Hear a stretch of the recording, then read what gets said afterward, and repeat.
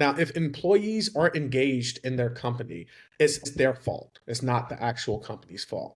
Values drive behaviors, and behaviors create culture. They think it is the perks. They think it's the beer on tap and the foosball tables and ping pong and that sort of thing. The thing about culture is it's going to happen regardless. So the more intentional about it, the more your outcome will match your intention. Awesome, guys.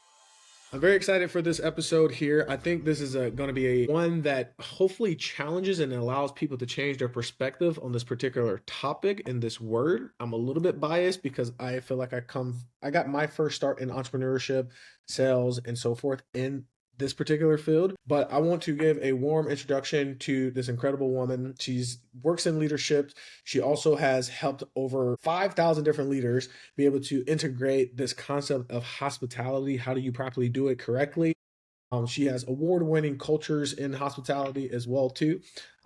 Michelle, I know that we're going to jump a lot into your journey, but before we do so, I just want to say thank you so much for jumping on, and also to shout out to your husband as well for your last name, Villatoro. I know we were speaking not too long ago about that, but yes, I just want to say welcome and congratulations on just everything that you're doing right now. If nobody's giving you your flowers, I want to give you your flowers to this day. Thank you so much for having me. I'm so excited to chat with you more about this topic that I think is so important. And thank you for saying my last name correctly. You Of do it better course. than I do.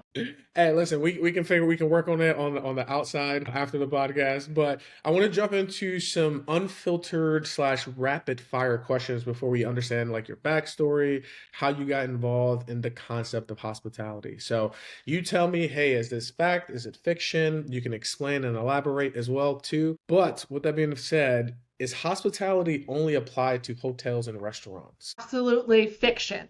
Hospitality is a people-centric concept. Hospitality is a mindset, not just an industry. So it applies to anyone that has a client, patient, customer, or guest, which is most of any service-driven business. Gotcha. Okay. Yeah, it's interesting that you define it that way because in my mind, I'm like, if you have a business, you have clients or people you're servicing. So everyone is hospitality. Right. I have a 7-year-old daughter and she's learning, she has a social studies test today on the difference between goods and services. And I was like, applicable. That'd be great. Just bring you in as a guest speaker in her class and be like, okay, mommy, just explain this to people. Now, with that being said, we have is great culture about perks or leadership? Well, that's such a common misconception, Jay. Great culture is the result of values that are demonstrated through behaviors and result in culture. However, most people get it wrong because they think it is the perks. They think it's the beer on tap and the foosball tables and ping pong and that sort of thing. The thing about culture is it's going to happen regardless. So the more intentional about it, the more your outcome will match your intention. I love that so much. It reminded me, I did an internship back in 2018 when I was still in college for a Fortune 200 company, and they had a lot of those perks, which you would think would be like a part of the culture. And to a degree, it was like additive to it, but it wasn't the culture itself. So the way you explain it allows me to like reflect. I'm like, okay, now I understand more specifically what that culture was there, Yeah, which is definitely. still a There's great nothing wrong with company. fringe benefits. It helps for sure, but it's not, it's different than culture. And so I want to make that Okay, distinction. nice. Now, customer experience, is it the marketing department problem or is it more towards leadership? Yes. So here's what I mean by that. Marketing is responsible for creating the brand promise, right? And Gotcha. leadership operations, all the way through from top down, is responsible for delivering on that promise. So it's everybody's and matching that alignment. It's kind of like how it's HR, sometimes people think they're only responsible for the employee experience and customer success is only responsible for the customer. Well, that's not true. It's two different sides of the same coin, right? You want to treat your employees the way you want your employees to treat your guest. And so it's a Yes. red line all the way through. I love that. And we're going to dive deeper. I actually have a question specifically on that you just mentioned. So I'm happy that Mhm. you brought that up. Now, if employees aren't engaged in their company, it's their fault. It's not the actual company's fault. If employees are not engaged, Correct. If employees are not engaged, it's their fault. It's not the company's fault. that's both. Okay. It is both but it starts with the leadership. It starts with the company, right? And it really if we're talking about the whole employee life cycle, it's going to start with recruiting. And are you also using values and culture as a recruiting strategy and hiring the right people who are then going to deliver on the promise and create that hospitable experience that you're hoping to create? I think it's a little bit of both, but it 100% starts with the company and with the leadership. Awesome. I'm happy that I agree as well too. I've been in both situations. I'm like, hey, this is a great company. I just don't care. Just ended up leaving, You know but what, Jay? I appreciate that you agree, but you'd be surprised how many people don't and think that really, I had one CEO this is years ago when I just started Just Think Hospitality, and he said he wanted me to change his people. wow. And Okay. so there are a lot of people who still believe it's the employee's fault and Yeah. that they can be quote unquote fixed. Got you. I do think there's certain elements that not necessarily that the employees can be fixed, but they can be refined through the process of an established culture that's already given them the opportunity to do well. And what I mean by that, because I know like everybody burns out or has moments of like down in their career. So it's like, well, what does the company have in place in order to make sure that they can continuously keep performing at a high level or stay, very interested. And I don't know if that's a part of the culture that they then build for the space for the people to, still be engaged. Am I in the same realm or is it more? So that's interesting. The way I would respond to that is I think, back in the day, a lot of companies would teach people, whether consulting, hospitality training, whatever it is, would teach people about what to do and how to do it. And today, while that's still true, there's this added layer of who you are and your authentic self. And so I think layering the who part in can make a big difference. And while we can't, you don't teach personality, you can Yeah, still help people to become their best self and bring out the best in people,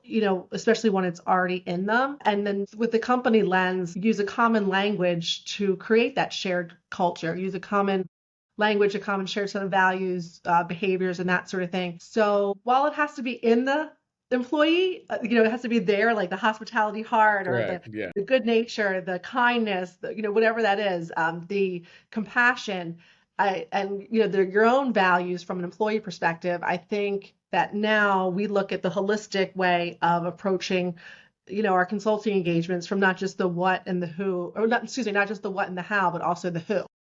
Gotcha. I love that. And last question. Hospitality in business is just another way for people to say be nice. It's not like a real strategy. Okay,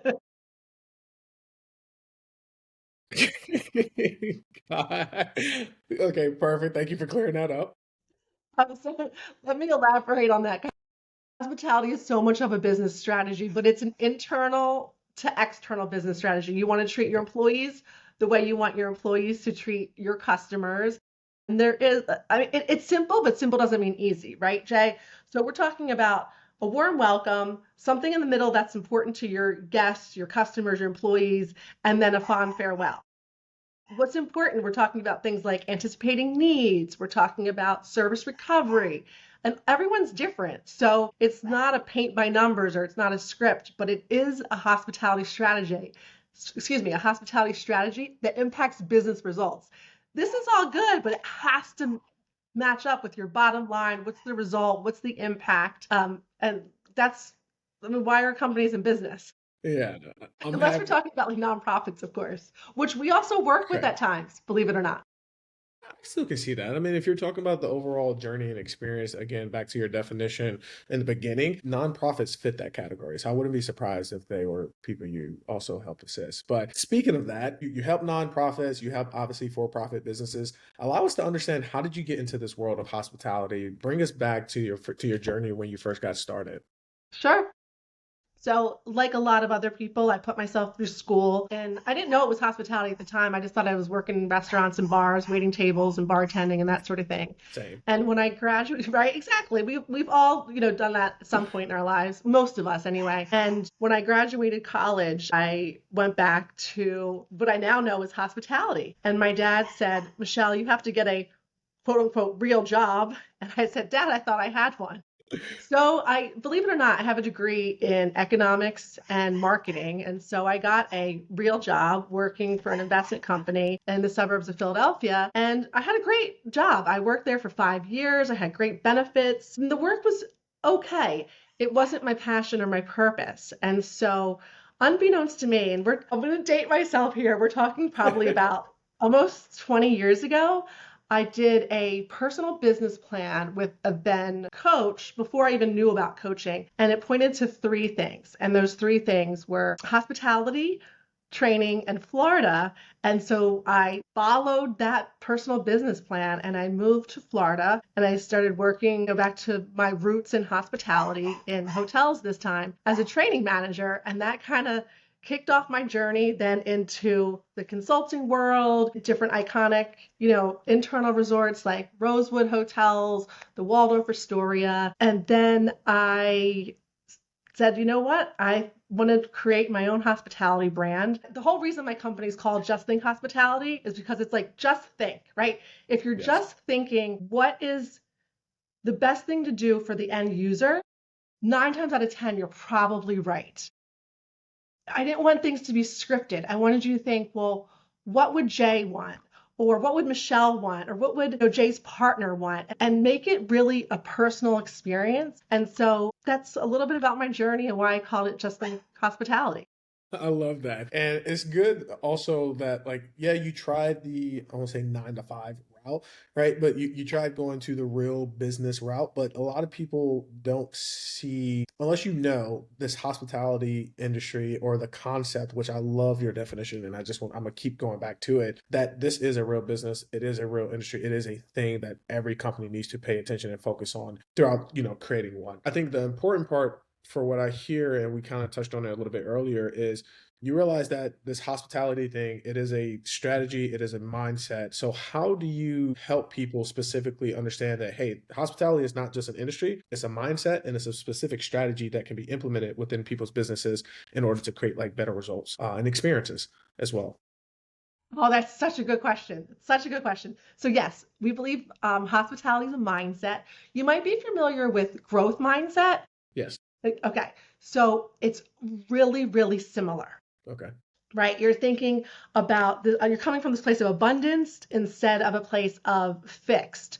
You're coming from a place of collaborative, co-creation. You're coming from a place of problem solving instead of this competitive place where there's only problems, not solutions. You are encouraging. So there's a saying that I have that people don't argue with their own ideas. Wow. And so, if you are asking the right questions, what we call empowering questions, you're going to get answers that people are already bought into. So, it's the hospitality mindset is almost synonymous with growth mindset. But you're not just applying it, as this concept of abundance, you're applying it to people, right? Hmm. And how can your business improve if you are improving relationships with people? How are you Yeah. making meaningful relationships? I mean, isn't that what business is about? I'm happy you said that because that's Especially, literally what I was thinking. I was just like, business is nothing but people. Folks, it's totally, an and especially organism. since the pandemic. It's so interesting how customers' expectations have risen and are so much higher since the pandemic. So the not just the luxury, and I don't just mean luxury hospitality, but I mean the luxury of this concept of improving relationships, but the Yeah. expectation that customers have. And so that's really what we're doing is we're helping organizations improve relationships with their customers, which is a great business strategy. People Yeah. buy from feelings, not just off of data and that sort of Correct. thing. So yeah, I love that. And as we mentioned, right, like businesses is nothing but like an organism which is just built with people, right? And you did mention a little bit earlier where a lot of companies and leaders, they try to separate the two between the customer journey and like the actual employee's journey, when not understanding that they are the same side of the two different sides of the same coin. How does the relationship between the employee's journey affect the customer's journey and vice versa? okay, that's a great question. So let's tie this all together. Okay. Okay. Let's just start not only with the employee journey and the customer journey, let's also start with marketing and the promise Okay. that you're making. Okay. So on your website, you're an organization, doesn't matter what industry it is, and your website, it says that we believe in collaboration and integrity and hard work, or it doesn't, I mean, any values, it doesn't matter what it is, right? That's going to start with, are you hiring for those values, right? So are you aligning the people that work for you with the values that you're saying that you are providing for the customer? Right? If those are already in you, all they have to do is share a common language to be able to execute on that. But our whole strategy, right, is that we believe values drive behaviors and behaviors create cultures. And that's what differentiates in the marketplace and to crush, the competitive landscape in any industry. So yes, it starts with values, but then what are the behaviors that align with that value? So let's look at that from anything from marketing, from human resources, from leadership. How are you treating people? How are you demonstrating those values that you say that you're aligned to internally? And then how are you demonstrating those externally? So if you say, let's use gratitude as an example. Let's say Mhm. gratitude is one of your values. What are you going to do to demonstrate those values, that value of gratitude, and how is that consistent from the employees to the customer? Maybe you are writing handwritten notes to people internally. Maybe That's you're also doing that to your customers. Maybe you're saying that collaboration is important and that's one of your values. Okay, so I'm sure there's some concept of cross-functional teams and breaking down silos and involving the customer in their journey and asking a lot of questions and being really curious and being really open. It's not just values being poster on a wall somewhere. It's really, how are you demonstrating that? How is that creating not only your internal culture, but your external customer experience? Does that I answer love your it. question?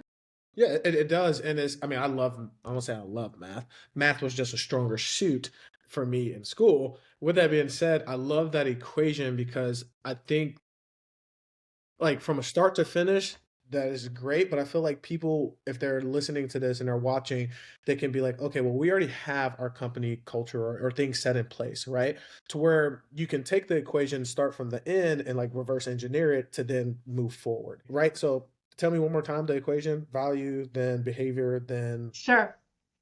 Values yep. drive behaviors, and behaviors create culture. Awesome.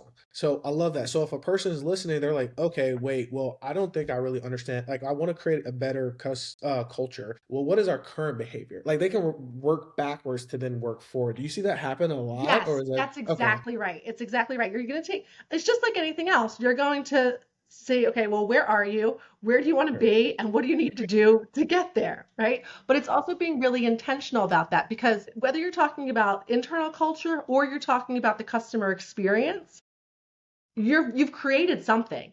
Correct.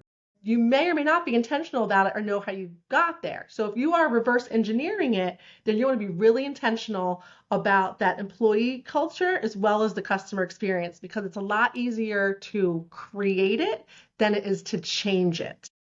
Think about, let's just use culture in general. If you move to New York City, you're going to start walking faster.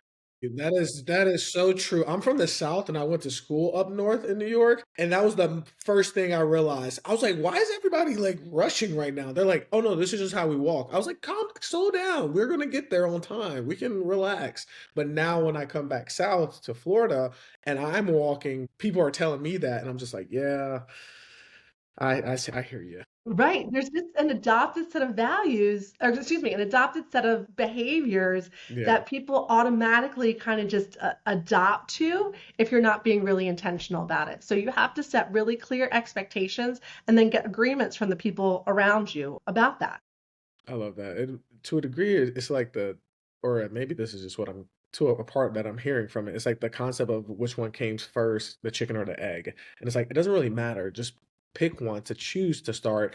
And then from there, kind of like start to work out the problem. Meaning, like, hey, if you already have a culture, that's fine. Let's figure out what is the culture. Does this, like, what behaviors is driving this culture? Where did these behaviors come from? So am I understanding that correctly?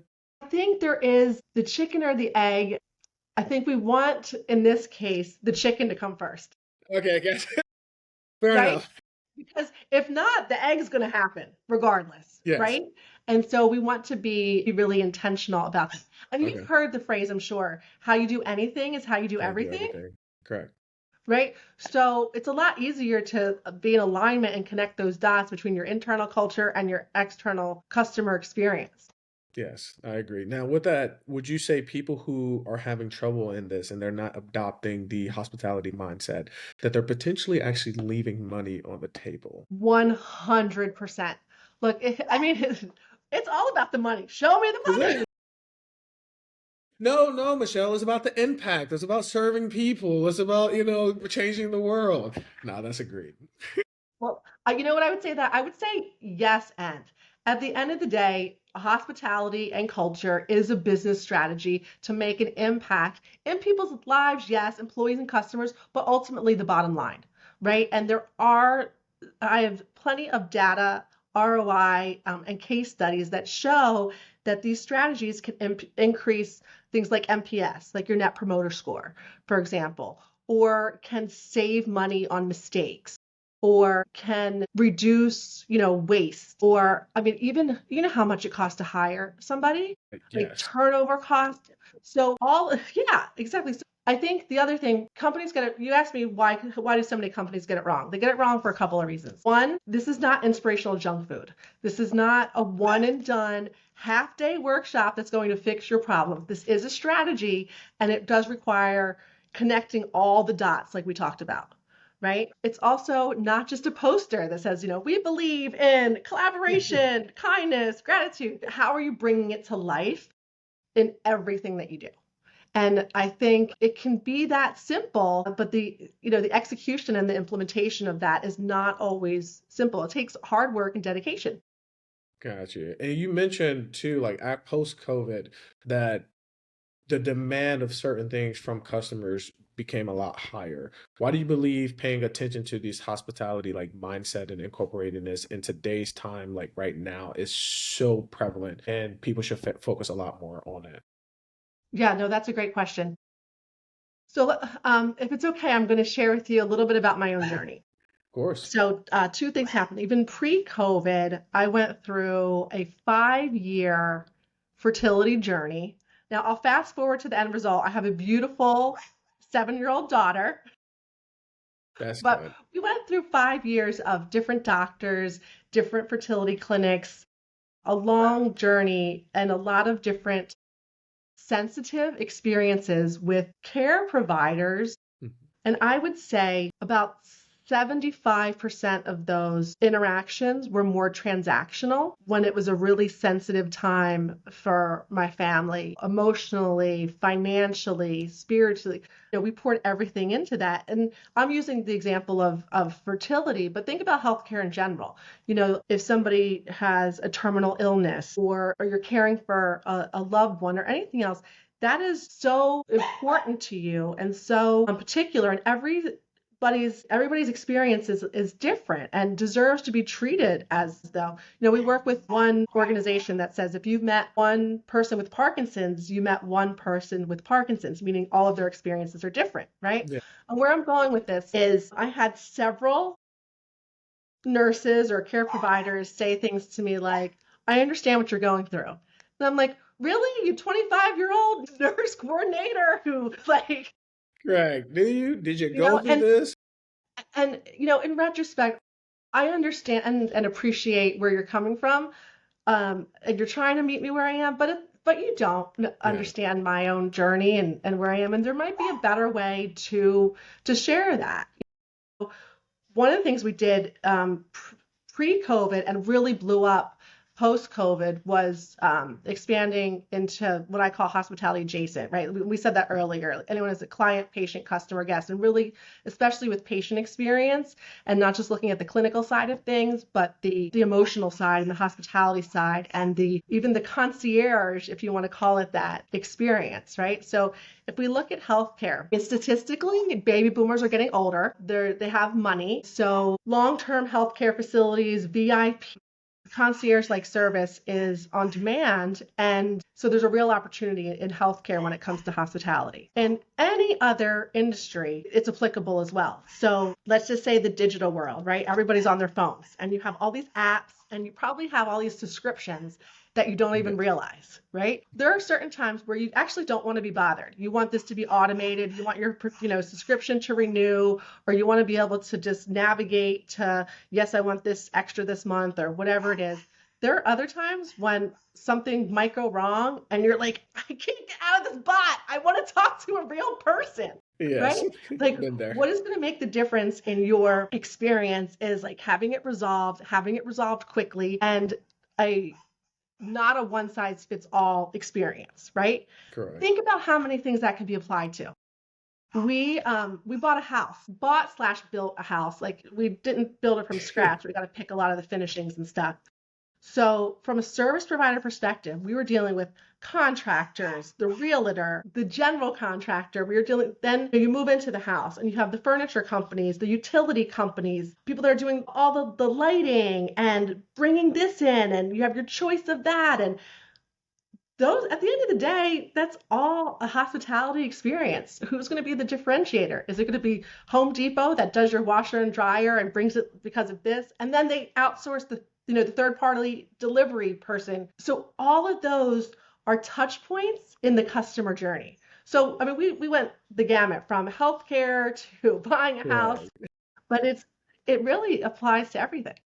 I think it's interesting that you said that because I think some people might listen and be like, how do I control other people? Like if I'm Home Depot, then I want to outsource to this other person and then they potentially outsource to another person.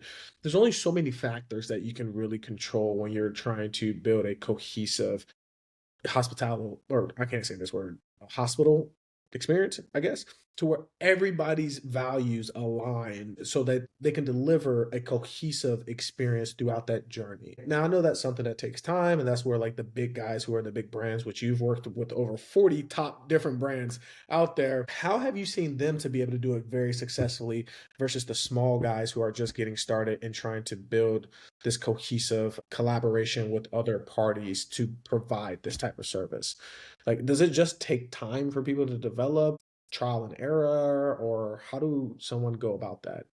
Okay, that's a great question. And the answer, whether it's a small boutique player or it's a large organization with, a bunch of properties or a bunch of locations or global or digital or whatever it is a couple things. One is to keep it simple. Okay, keep your strategy or your values, simple. We're not talking about a dissertation here. But they mean something to me, Michelle. I need them to know all of this. I don't want 87 items on a code of conduct. I'm not going to remember that. But people can remember things in threes. So when we do our consulting or our training or our coaching, a lot of times we'll do it in threes. And if you remember, I said, warm welcome, font farewell, something in the middle that's important to your guest, customer, patient, or otherwise. But there have some type of what I call hospitality brand. I'll give you a couple examples. Chili's, right? Chili's, Yes, of course. baby back ribs. Yes, They have 100%. I worked there a long time ago, and they have their 8 sizzle service steps. That's catchy, and you can remember 8 sizzle service steps. Like put your bev nap down, greet the customer in 1 minute, bring your drink, da da da da da da da. 8 sizzle service steps. Now, I'm not promoting Chili's, I'm just saying it's catchy, you can remember that. With Rosewood Hotels, they had 15 fundamental, or excuse me, 15 Rosewood responsibilities. I think 15 is a little bit much. I think I like 10 or less, but Yeah. 15 is not out of the range. So it's like when we do our training, we have 6 what we call like quick 6 service or hospitality behaviors that are pretty universal, that are meaningful to anyone really. And so Yeah. that's, if people don't already have a hospitality brand, and sometimes we help them to create that, then we will rely and go back to our quick 6. Yeah. I love that. It's interesting because I'm reflecting, like, even on my own company, like we have the concept where it's the 3 C's. Like C's get you, like you probably heard this before. C's get you degrees. I'm like, that's true, but these C's that we're going to teach you and we're going to implement into your business is actually going to make you cash. And we're just only 3 that we focus on. So it's like create, capture, capitalize. So Yeah, it's totally. I love that. Yeah. Okay. I'm loving this. So you got your three C's. Even in healthcare, a lot of healthcare companies will have the acronym CARE, but it doesn't. But CARE doesn't always stand for the same thing. Like you might see like compassion or collaboration. You might see accountability or acknowledgement. You might see respect or responsiveness. You might see excellence or efficiency. So CARE is a common acronym, but easy to remember, easy to understand, and immediately applicable. And that's the other key to getting it right. Keep it simple, make it easy to understand, and then easy to integrate at any level of the organization, right? Yes, I love that. And this kind of ties into another aspect or another question I wanted to ask you because if you're integrating this typically probably is coming from a leader, and called out that most leadership programs are just like inspirational junk food. Now, what does that mean? Okay, okay. Let me clarify here, Jay. I don't want to get in trouble here. I think that most companies get it wrong because they believe that what we call inspirational junk food will fix their problem. And when I refer to inspirational junk food, I'm referring to like a half day workshop or something. A half day workshop is not going to change behavior. It might inspire someone, it might teach them something that they previously have not known, but it's not going to have that sustainable behavioral change that people are looking for. So that's what I mean when I say most companies or most leaders get it wrong. It's just like dieting. We all want that quick fix, that magic pill. Like, I mean, I'm not going to call Yes, out some of these things that seem to be working pretty well, um, but really, if you're on this wellness journey, it is a journey, and you're going to eat right, and you're going to exercise, and you're going to change your mindset. You might even have like a coach or a peer group, mastermind, accountability group, whatever that is. And it's the same thing with apply that to leadership development or apply that to a hospitality culture. It's the same thing. Right? I It's not love just like, oh, we're going to do this one workshop and then it's all going to change. No, you're going to start hiring the right way. You're going to do some right. training. There's going to be some coaching. You're going to connect it to your performance management and how you're recognizing people and promoting people and tying it together so that they know that it matters and that you're getting feedback on what you say is important. Yeah, I love that. Now, I do think there's times where potentially these one-off workshops are important in order to spark the conversation and bring to light, like, hey, this is actually something that is needed. So it's once you do this program or workshop or these one-offs, and you've been able to identify, hey, there is something that needs to be done, it's then now creating those sustainable cultures. And so, like, how do you navigate that? And what I'm getting at is basically for the No, that's a good people who, question. yeah, like I people know that are like, exactly no, what we you just mean. want the one-off fix. Okay. Yeah, yeah. So we speak at conferences sometimes. We'll speak both, at industry conferences, at human resources or training conferences. I'm thinking of this one conference I'm speaking at coming up here in a couple of months, and I actually have two. I have one for 50 people and then another one for 150 people. And they're both 90-minute sessions, right? One of those is on accountability and creating a culture on accountability. Well, I might not be able to change behavior within those 90 minutes, but I might be able to give you a framework, right? And then what I always share with any of my clients or prospects, it's buy, build, or partner whenever you're working with a consultant or vendor like me or anybody else for that matter.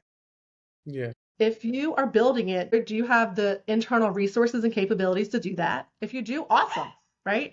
Do you want to partner with somebody like me or our firm who can help you create that and then you take it and run with it? Some people just need you to kind of design it for them and then they can execute it. Yep. Or do you want to buy it and we will either create it for you and execute it for you, or we can create it and then do an internal train the trainer so you can execute it on your own.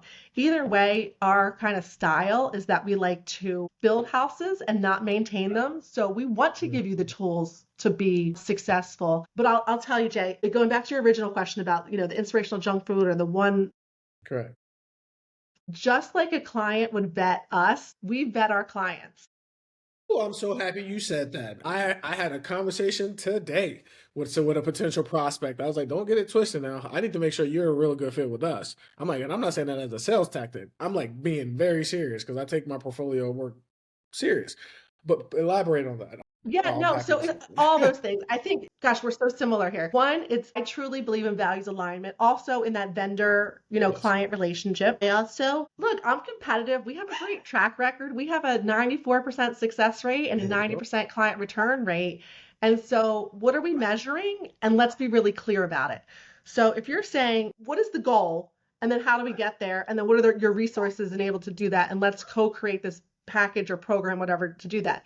If you're saying, okay, I will have I can afford a half day workshop and I want to change behavior, increase NPS or guest satisfaction or patient satisfaction scores. I might say, okay, well, this is what a half day workshop is going to do. And then here's what the rest of the way it looks like in order to do that. And you can do that internally, externally, or we can partner on that.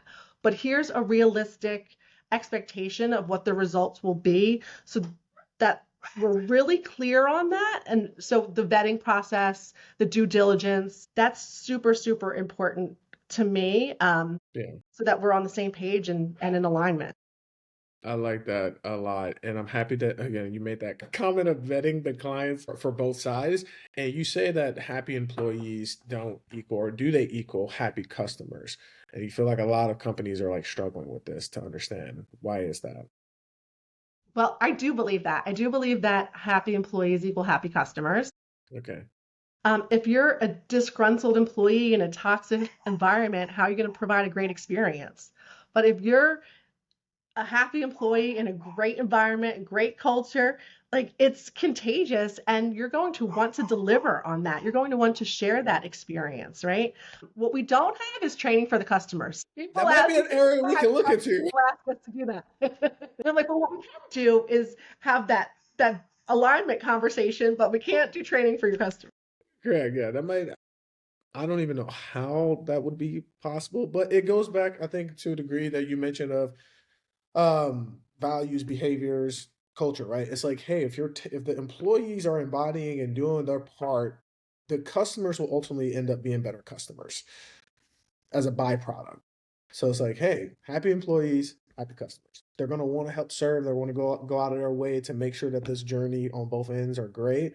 So start there at the root, and the byproducts will be what they are.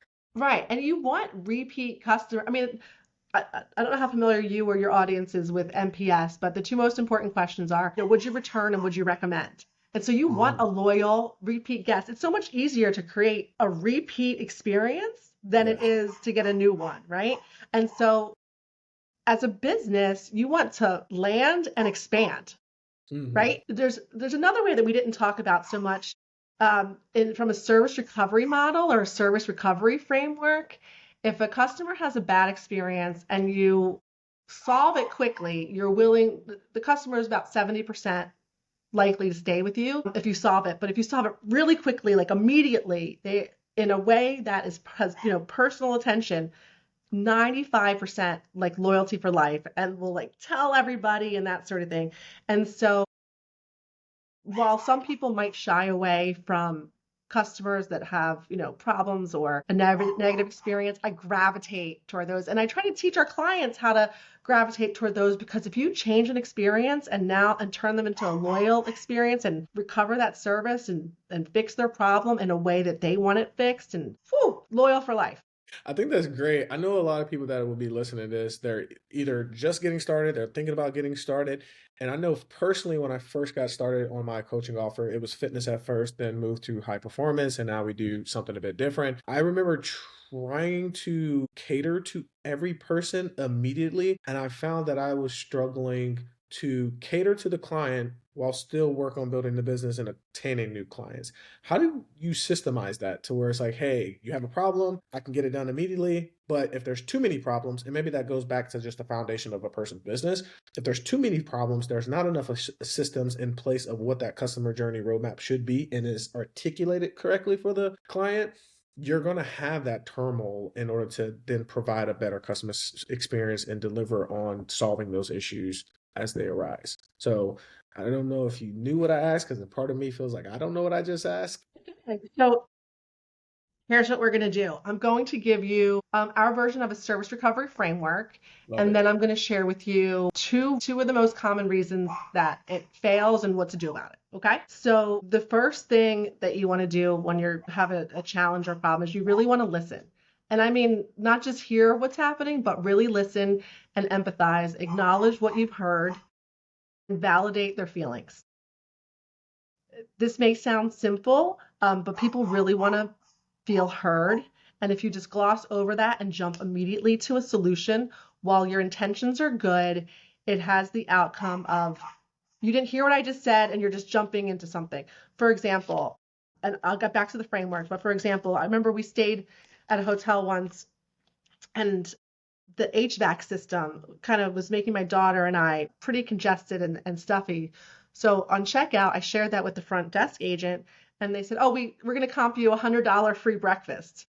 Well, thanks, but I just wanted to tell you, and we're on our way home, so we don't even have time, nor do we want breakfast, right? Yeah. So, but the point I'm making is, I think so many people have the good intentions and want to be accommodating, but accommodating is not like part of that A framework, right? So, Correct. like, Yeah. because Agreed. that can actually create, that's a band-aid. That's not a solution, right? Yeah. So let's go back to framework. So really listen, empathize by acknowledging and validating, and then you're going to engage the person, the customer, in solving the problem, like through alternatives, right? People love alternatives.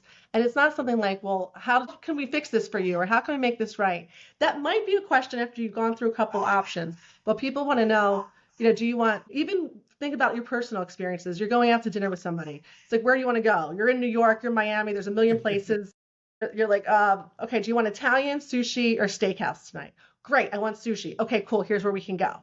Right? It's the Correct. same thing in service recovery. Can we put a comp on your room, or would you like uh, or how, or whatever that solution might be. Can we do this? Can we do that? Even with my own daughter, like, do you want chicken nuggets or mac and cheese? Do you want peanut butter and jelly or jelly and peanut butter? Sometimes, like, there's the option is what the option is, right? Yeah. Okay, so we listen, we empathize, we acknowledge and validate, we create alternatives and solicit co-authoring that alternative. You're going to act upon that, respond on it, and then you're going to follow through. And when I say follow through, I don't mean check and see if it happened. I mean, do one more thing. Now you're calling to make sure that they're satisfied with it. You're writing them a thank you note. You're apologizing again for the inconvenience. Is there anything else you can do to make this right? We really value you as a customer. But it's like one more like little thing to show that you care. So that's the framework, right? People get it wrong, like I said, because they try to fix it too quickly without really listening, or put a band-aid on it, which is a short-term solution instead of the long-term. Sometimes when you're doing what I call service recovery or problem solving or conflict resolution, you also want to think of the win-win or even the win-win-win, right? Get it? And That's different. sometimes that takes a blending of agendas or it takes a little bit longer, but it's an investment that will have a return in spades. I love that so much. I'm gonna go back and listen to this over because I'm like, that was a lot of value you just dropped in there. And I know you have like your own proprietary like method and methodologies and systems in place. So if this is just a snippet of exact like the formula and everything that you do, that's incredible. It Remember, was easy to understand, right? Easy to implement. So like our correct. main proprietary system is like align and design, train and sustain. And if coaching rhyme, we put coaching in there too, but it doesn't rhyme. So train will have to do. Yeah. Understood. It's interesting. A buddy of mine, he throws the number one networking event in Vegas. That's the one I went to, and I remember him saying something. I don't know if he coined this or somebody told him this, but he was just like he always aims to make sure that everyone is heard, seen, and appreciated. And I think if people take that concept where it's like, no matter what the situation is, if you're dealing with someone, whether they're telling you information, you're telling them, it's like, hey, I want to make sure you're heard, you're seen, and you're appreciated. You do that, it's like, hey, we can figure out whatever problem that there is. Yes. You can also provide any solution that there is because you understand and you really hear your market and you see where the market is going and you want to make sure that you're providing something that they can appreciate. And I've been trying to work on that throughout like the course ever since I heard him say that. Whether you realize it or not, that's like a hospitality concept. It might not, Really? yeah, it is though, right? And so it's that synonymous. Maybe your friend didn't mean it to be that, but when you said that, that's what I hear. So I think Yeah, hospitality is in everything. I love that. Quick question, because you've trained over 5,000 different leaders, and I know each leader has their own thing they have to go through. And you're building award-winning cultures as well. I know you've talked about different formulas, and maybe it's the same one, but I just want to make sure I get it clarified. What's the recipe for success in these companies? What is it, what does that look like? Okay, so the recipe for success, simple but not easy. So, first thing you need is a communication strategy. Again, that starts with marketing, branding, and make sure that everyone is clear, internal comms, whatever that is, right? So, you have a communication strategy. Then let's go top down. So, you have a leadership development program that is custom, not cookie cutter, with simple language that everybody can adopt. Then we are doing practical engagements. You want to call it training, coaching, listening circles, peer to peer. I don't care what it is, but we're doing some type of engagements to get it down to the front line. And then we are going to embed that through on the job training and coaching. And that can apply to your hospitality strategy or even with the, leadership framework with new leaders. So yeah, so communication strategy, leadership, trickle down, and then make sure that it has some type of on the job and some type of sustainability. Again, going back to our proprietary, it's align and design, train and sustain. I love that. And the fact that you started off with the communication strategy first. Communication is interesting because it's a form of language, right, in multiple forms. And you say language creates brands, languages creates culture. Help expand on that a little bit more as we wrap up. Sure. So it was interesting. I worked with this organization that was this kind of like a hospitality, technology, and real estate company, right? Oh, So wow. when it was a startup, you had executives from all walks of life and different industries. Yeah. And they were all saying the same thing with completely different language, which did not allow them to hear each other. So going back to your friend that said, like, I hear you, I see you, I appreciate you. It was so interesting to be in the room and interpret what they were saying from the perspective of, the head of marketing is saying the same thing as the head of finance, is saying the same thing as like the head of operations, and they don't even realize it and don't even hear each other. So when you have this common leadership language or common cultural language or hospitality language, it's an easy way to make things not so personal, to be on the same page, and to move quickly. I mean, even think about organizations that have a ton of acronyms, and you come in and you're like, what are they talking about? But they all know what this and that means, and they have their shorthand. So language does create brands, it does create culture, and it does create this kind of way of being to simplify things. I love that. And as tools and resources are being produced and created, right? Thus AI. Do you feel like utilizing some tools, or have you seen people and companies utilize tools such as like a centralized GPT system that can interpret this language to make it easier for these leaders to communicate internally or externally? Yes, and I think that AI is awesome for so many things. I'll give you a couple quick examples in the hospitality world. It can help, let's say you go to Disney World and you want AI can help you figure out what's open, what has long lines, where you might want to eat, what the app is telling you. Boom, boom, boom, boom. It can also, because of all this automation and technology, it can also free up people to have meaningful connections and create what Disney calls, I believe they call it like magical moments, right? Yes. Apply that to anything. Apply that to when you check in, right? They already have your check into a hotel. Hmm. They already have your guest history. So they know that you like, a high room with feather pillows, facing south, and that you usually, usually get breakfast when you come and it's a business trip. Boom, boom, boom. The AI and the automation can do all that. Again, it can free up those personal interactions so you can make more connections and have more of those. So I think while AI is not taking jobs from us, it's changing jobs.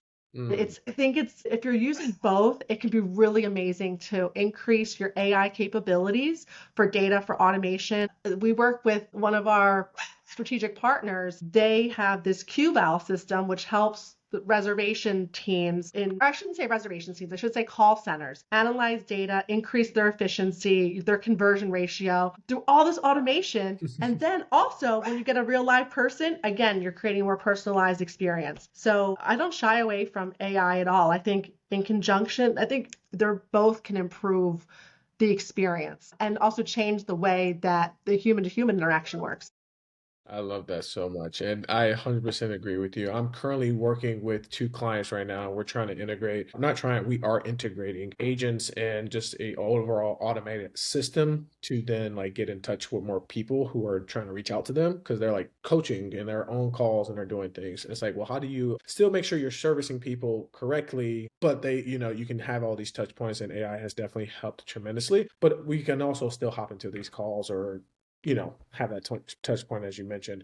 Now, Absolutely. before we wrap up, one, where can people find you?